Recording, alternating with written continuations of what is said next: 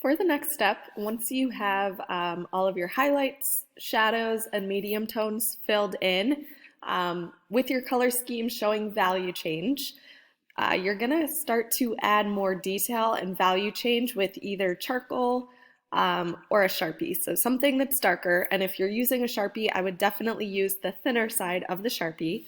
But you'll notice I'm looking at, on the left, my reference picture, so the actual photo itself before it was pasteurized, because it still has this detail that I'm going to be adding. And then on the right here, I'm going in with charcoal, and I'm looking at, first of all of the darker areas, so mostly the areas of shadow and the medium tones, and I'm just filling it in with detailed texture.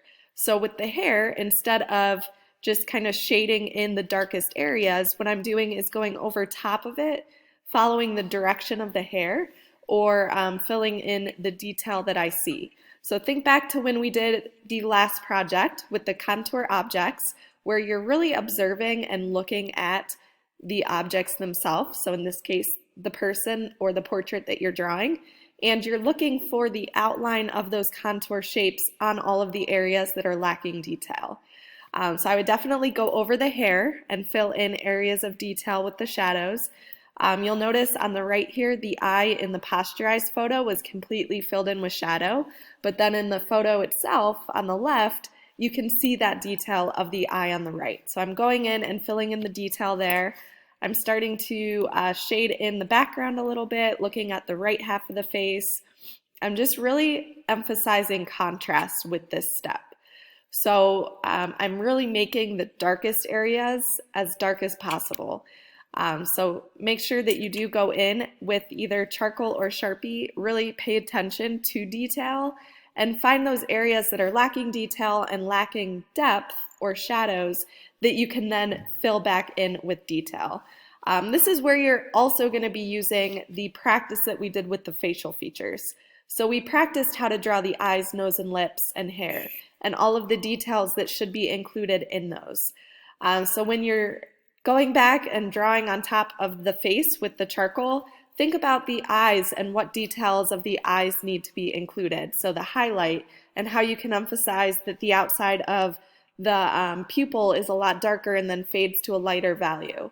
And then shading the nose. Think about how we shaded the nose when you practiced and how to fill in the nostrils and get the shading on the right half of the nose correct.